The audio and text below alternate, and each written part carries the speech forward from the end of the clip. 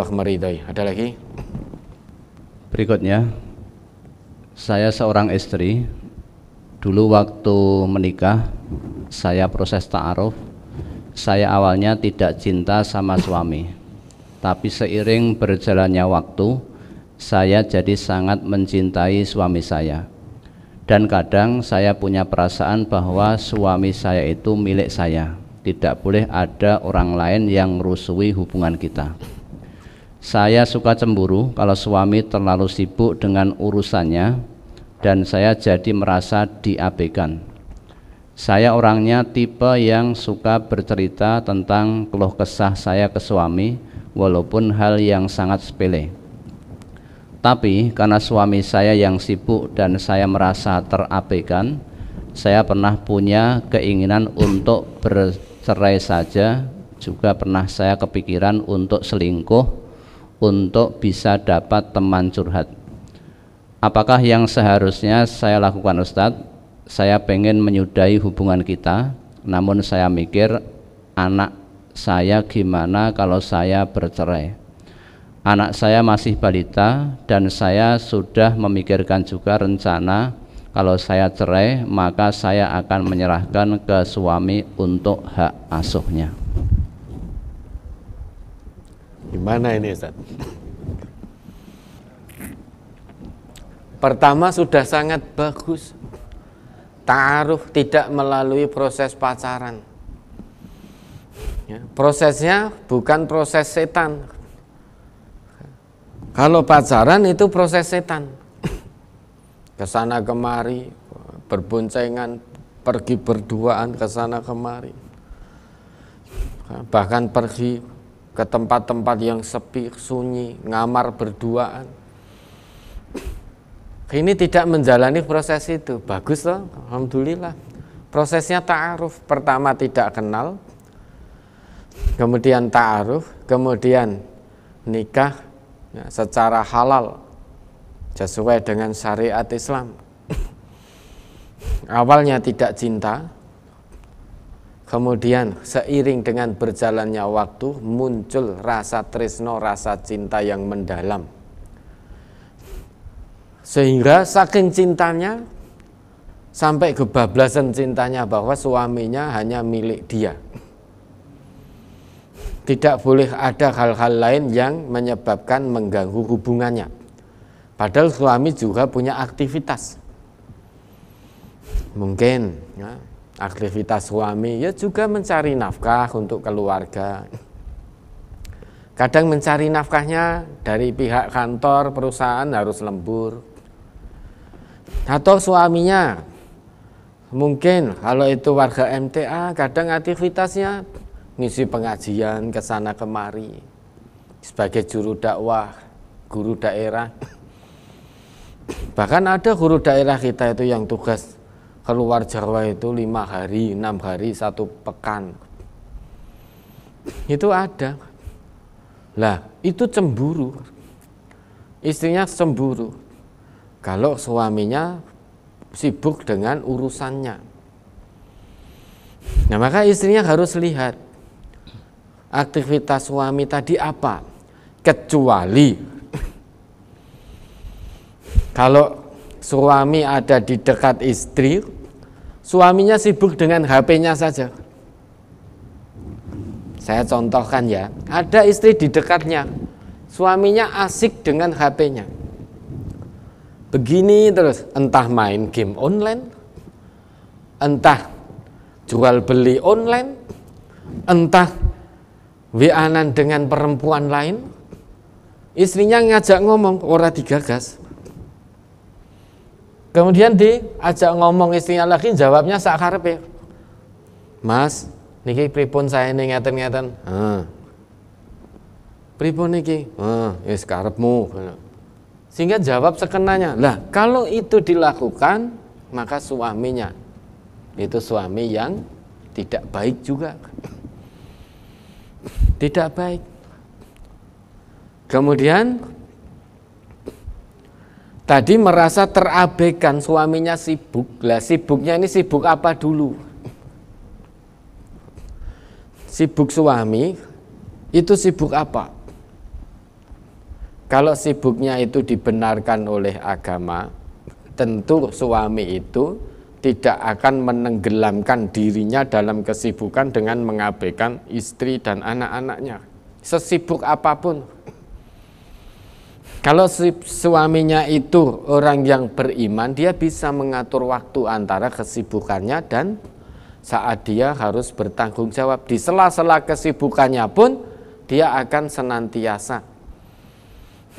senantiasa berkomunikasi dengan istri dan anak-anaknya di tengah-tengah kesibukannya.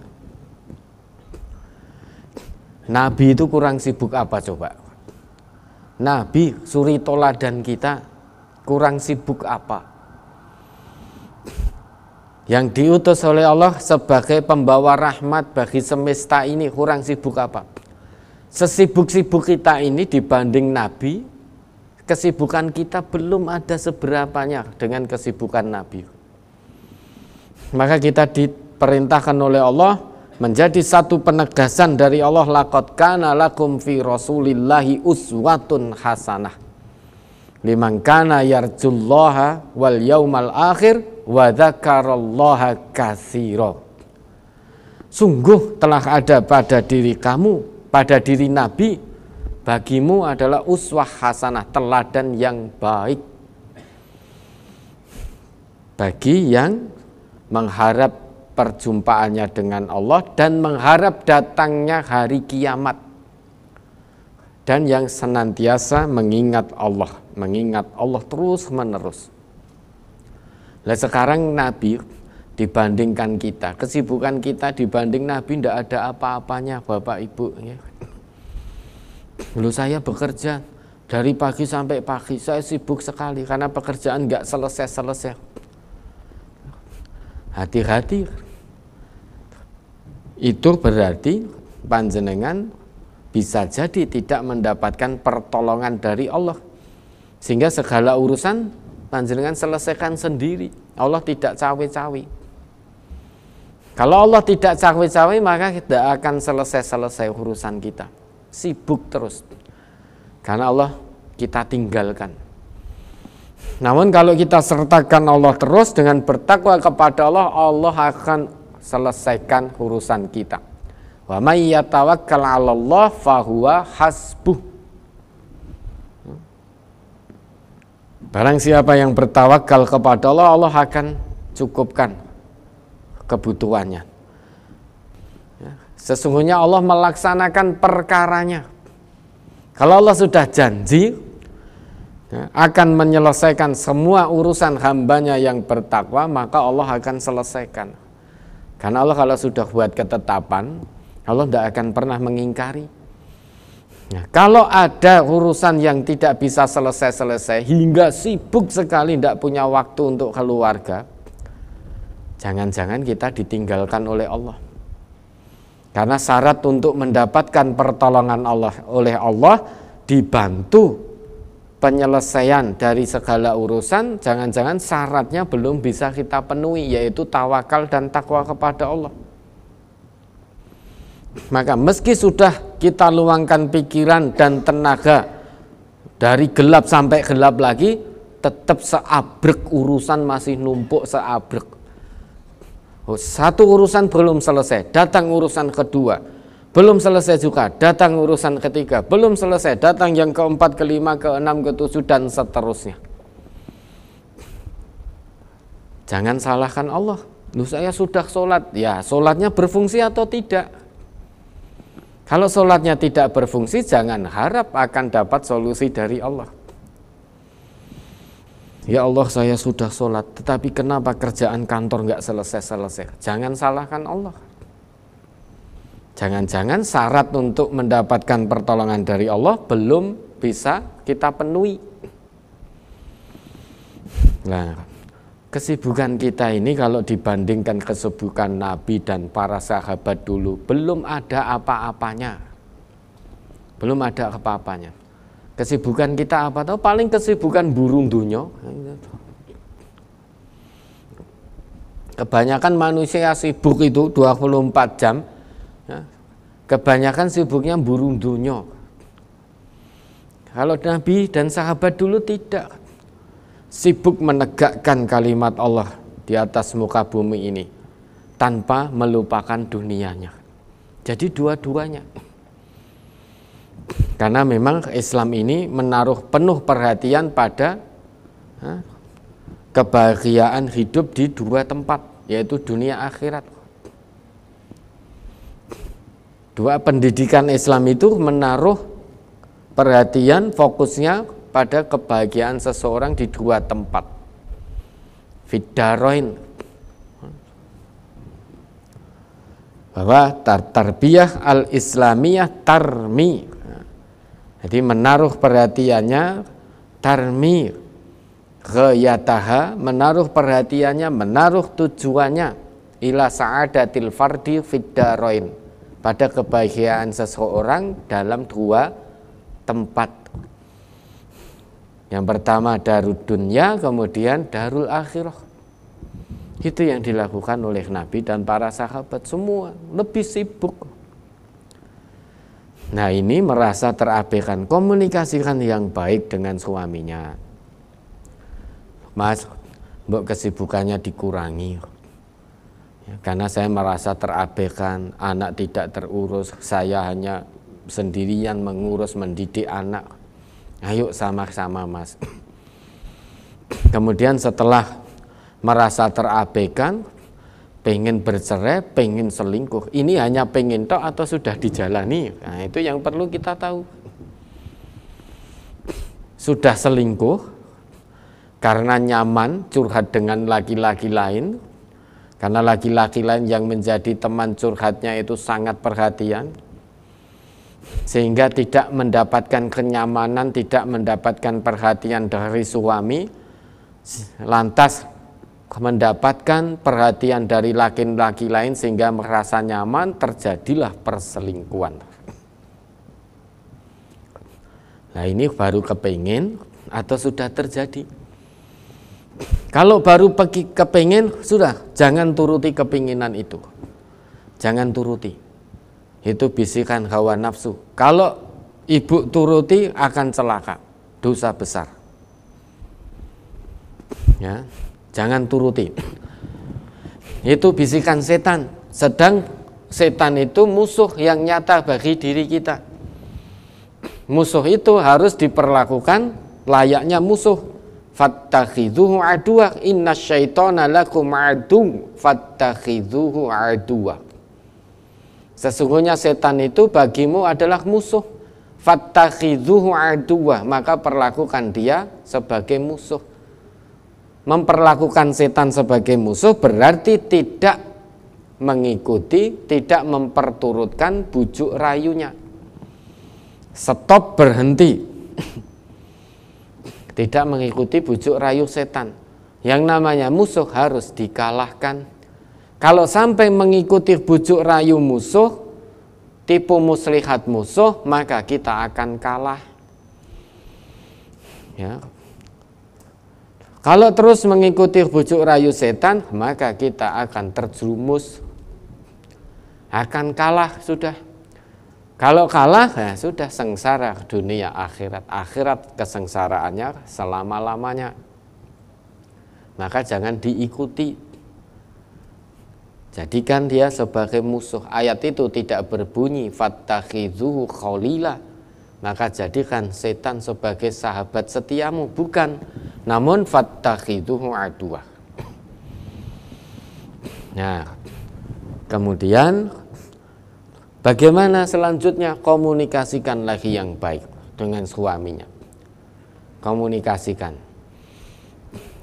Maka pahami antara suami istri, ini bukan untuk ibu dan suaminya saja, untuk kita semua. Tujuan pernikahan itu apa toh?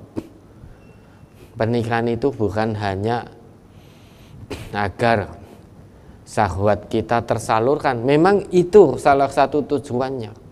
Namun bukan hanya sebatas itu. Tujuan pernikahan yang telah Allah tetapkan itu apa? Kita bisa mengucap sakinah, mawaddah, warahmah. Coba diingat kembali ayatnya. Ini berlaku untuk kita semua. Tidak hanya berlaku bagi pengantin baru, justru pengantin lawas itu harus lebih memperhatikan tujuan pernikahan yang telah Allah tetapkan. Karena pengantin lawas itu, karena bujukan hawa nafsu, biasanya sudah merasa bosan dengan pasangannya. Kalau sudah bosan dengan pasangannya, kasar, ngomongnya kasar.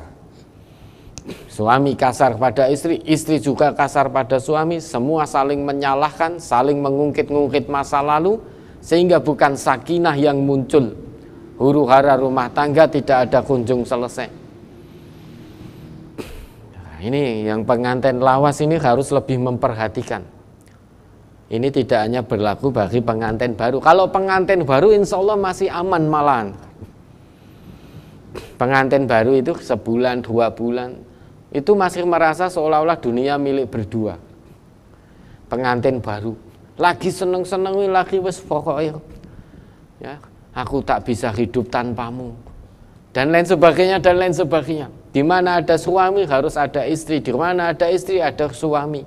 Pengantin baru biasanya nempel koyo perangku.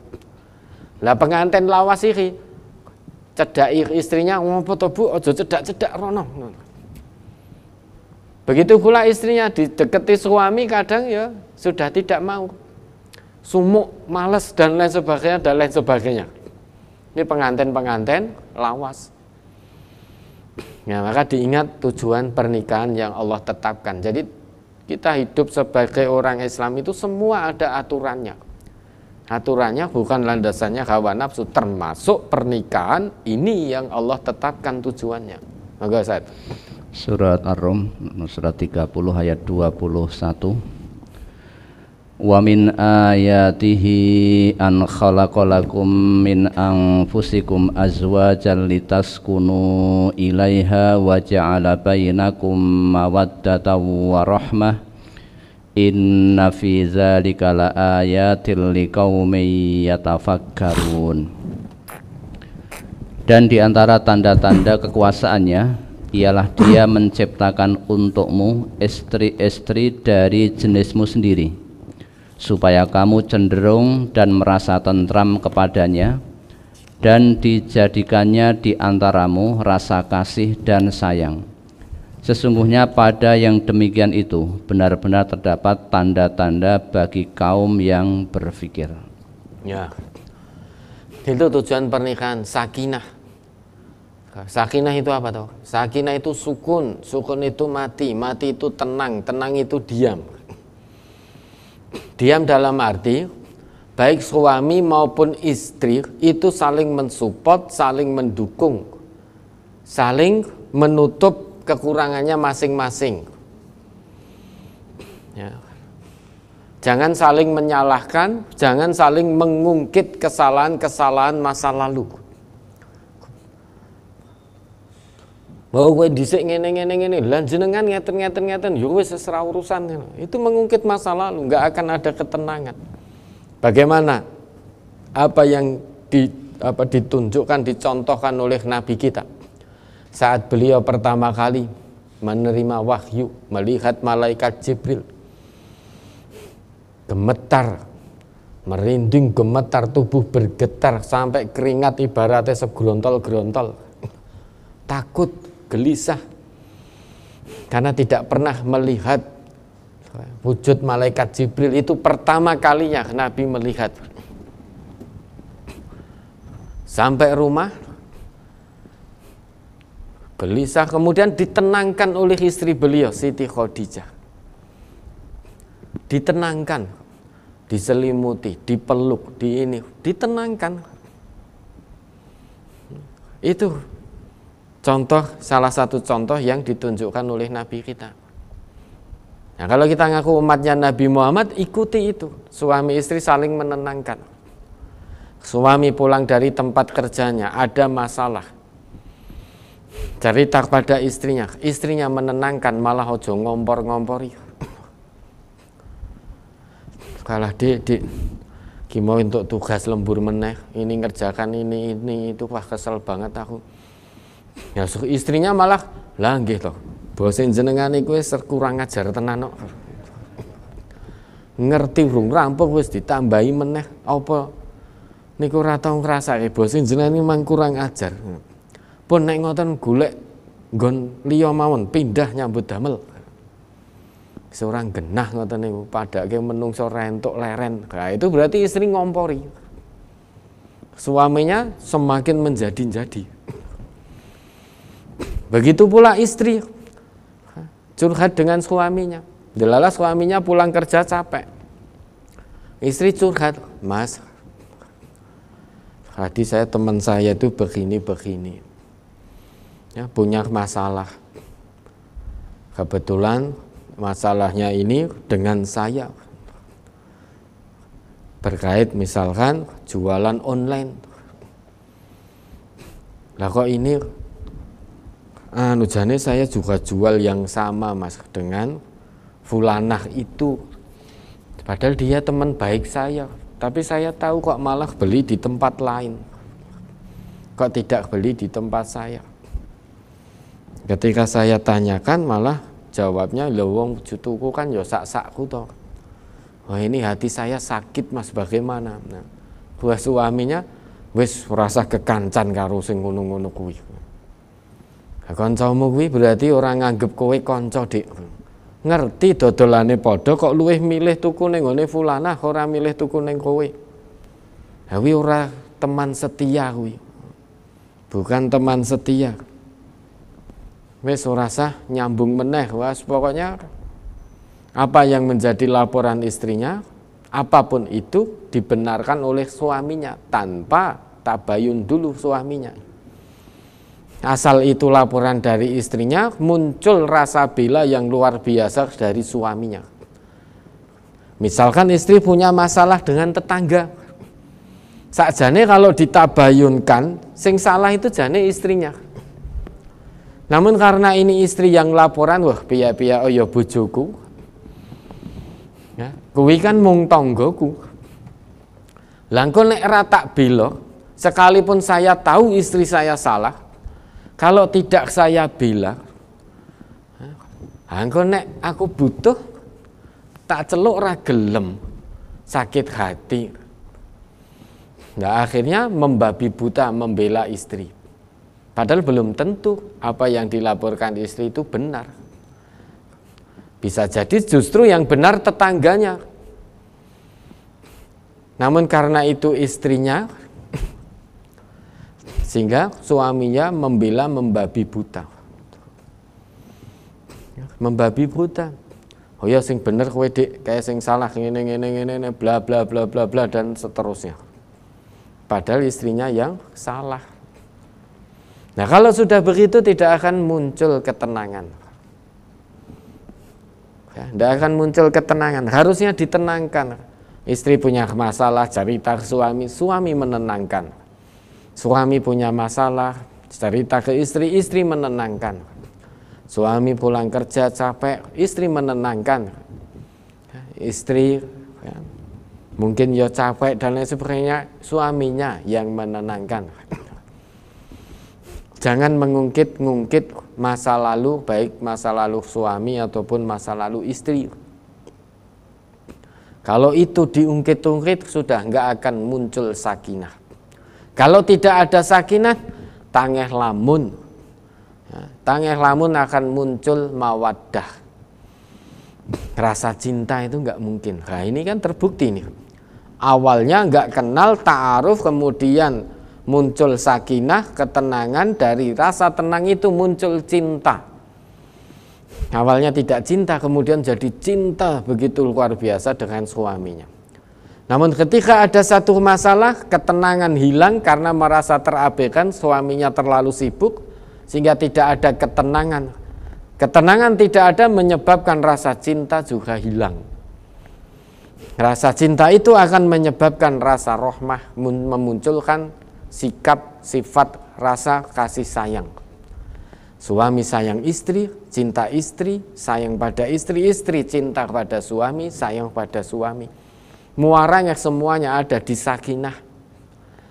Ciptakan ketenangan dulu dalam rumah tangga. Jangan saling menyalahkan, jangan saling berkata kotor satu dengan yang lain.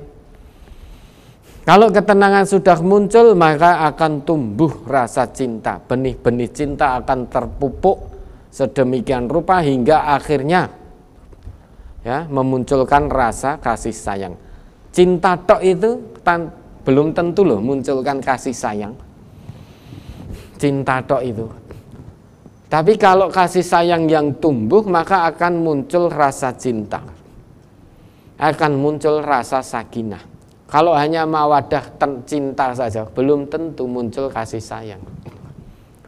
Lah orang-orang laki-laki yang jajan itu, jajan perempuan itu ya cinta dengan perempuan yang dia kiras.